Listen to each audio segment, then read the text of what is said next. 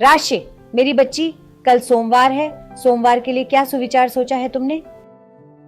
दादी, माँ ने बताया है जब जागे तभी सवेरा। अरे मेरी प्यारी बच्ची, ये तो बहुत ही अच्छा विचार है। अच्छा, तुम सब बच्चों में से कोई इसका अर्थ बताओ।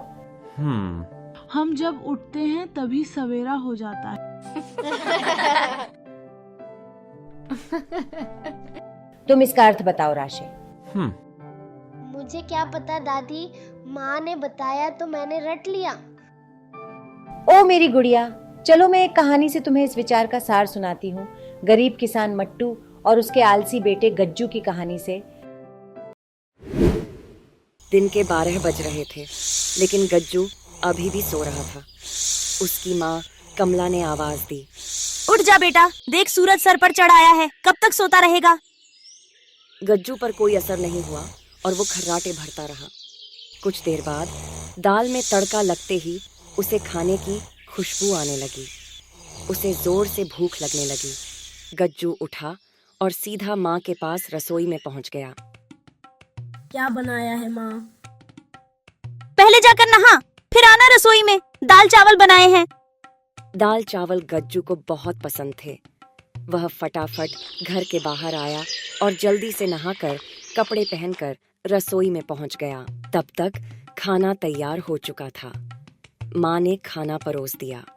खाना बहुत ही स्वादिष्ट बना था। गज्जू ने भरपेट खाना खाया। वह खाना खाकर उठा तो माँ ने टोक दिया, अब कहाँ चल दिया? माँ, लगता है खाना कुछ ज्यादा ही खा लिया। बहुत तेज नींद आ रही है, मैं तो सोने जा रहा हूँ। हे भगवान, अभी 1 घंटे पहले ही तो सोकर उठा है। तुझे बस सारा दिन यही काम है, उठो, खाओ और सो जाओ।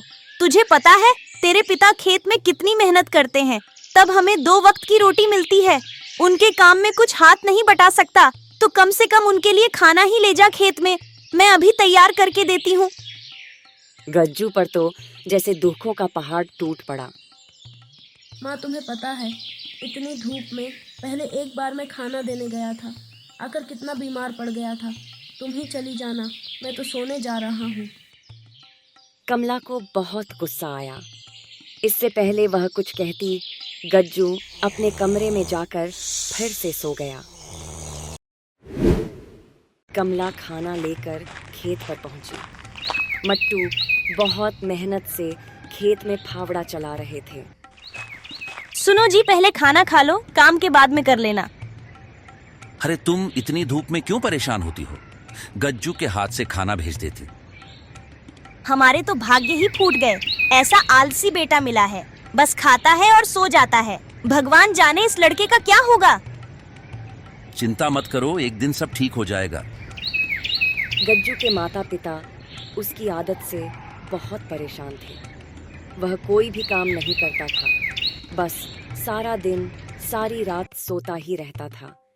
एक दिन गज्जू के पिता ने उसको कहा, बेटा मैं खाद और यूरिया लेने शहर जा रहा हूँ, 2 दिन लग जाएंगे। फसल तैयार होने वाली है, तू सुबह खेत पर चले जाना और सारा दिन वहीं रहना। शाम को खाना खाकर रात को वहीं सोने चले जाना।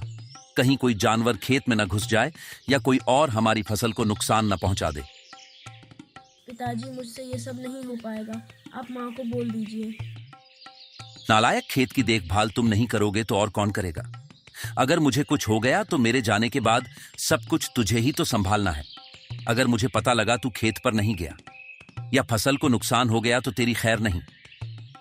गज्जू डर गया। वह पिता के जाने के बाद माँ से बोला, माँ, सुबह जगा देना, नहीं तो पता नहीं पिताजी क्या करेंगे। कमला गज्जू को सुबह 4 बजे जगा देती है। गज्जू हाथ में फावड़ा लेकर खेत में पहुंच जाता है। तभी उसे हल्की हल्की रोशनी नजर आती है। सूरज उगने लगा था। गज्जू ने उगता सूरज पहली बार देखा था। गज्जू पेड़ के नीचे बैठा था। तभी उसके पास के खेत से माधो काका आए। गज्जू, मेरे खेत में पानी लग गया है, अब तू अपने खेत में पानी काट ले। काका, मुझे तो कुछ पता नहीं, ये सब तो पिताजी ने कभी नहीं बताया। बेटा, कभी पिता के साथ खेत पर आता तो तुझे पता होता ना। माधो काका ने अपने बेटे को बुलाकर पानी गज्जू के खेत की ओर कर दिया। जब पूरा खेत भर जाए तो हमें बता देना। गज्जू सर हिलाकर जवाब देता है। इसके बाद माधो काका और उसका बेटा वहीं से चले जाते हैं।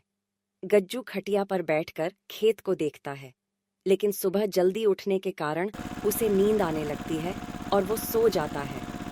खेत में पानी बहुत ज्यादा भर गया। तभी माधो काका दौड़ते हुए आए। नालायक, यहाँ सोने आया था, अपने पिता की सारी मेहनत बर्बाद कर दी, सारी फसल नष्ट हो गई। गज्जू हड़बड़ाकर उठा। उसका खेत पानी से लबालब भरा हुआ था। माधो काका ने जल्दी से पानी दूसरी ओर काटा, लेकिन तब तक बहुत देर हो चुकी थी। लगभग आधी फसल खराब हो चुकी थी। काका अब कुछ नहीं हो सकता क्या? नहीं बेटा, तैयार फसल का ध्यान बच्चे की तरह रखना पड़ता है। समय से पानी देना, खाद देना, जानवरों से बचाना। इसीलिए हम दिन रात खेत पर रहते हैं। अब तो भगवान ही मालिक है।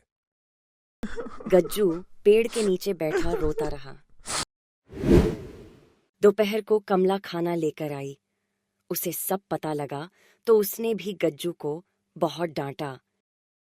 ये तूने क्या किया नालायक? तुझे आलसी से अच्छा तो हम बेऔलाद ही ठीक थे। कमला घर चली गई, परंतु शाम को गज्जू घर नहीं आया। न ही खाना खाया। उसकी भूख, प्यास, नींद सब उड़ गई थी। अगले दिन जब मट्टू घर वापस आए तो उन्होंने गज्जू के बारे में पूछा। कमला ने सारी बात बताई। आपका सुपुत्र पानी लगाकर सो गया और सारा खेत पानी से लबालब भर गया। अपनी इस करतूत के बाद वो घर भी नहीं आया।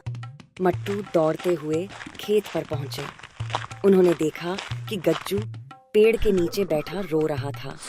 आधी फसल खराब हो चुकी थी। पिताजी, मुझे माफ कर दीजिए। मेरे आलस ने इतना बड़ा नुकसान कर दिया। आप चाहें तो मुझे कुछ भी सजा दीजिए। नहीं, तुझे सजा देने से फसल ठीक नहीं होगी। वादा कर आज के बाद कभी आलस नहीं करेगा। चल अब घर चल, वहीं बात करेंगे। रास्ते में आते वक्त मट्टू अपने बेटे को समझाता है। बेटे, आलस इंसान को बर्बाद कर देता है। सोचो, अगर मैं भी तुम्हारी तरह आलसी हो जाऊं तब क्या होगा? कौन तुम्हें खाना देगा? तुम्हारी स्कूल की फीस कौन भरेगा? मनुष्य को जीवन में सफलता के लिए कड़ी मेहनत और अनुशासन अपनाना चाहिए। तुम भी मेहनत करो, मेहनत को ही अपने लिए सजा समझ लेना। दोनों बाप बेटे घर आ जाते हैं। गज्जू की आंखों से अब भी आंसू बह रहे थे। गज्जू को अपनी गलती का एहसास हो चुका था।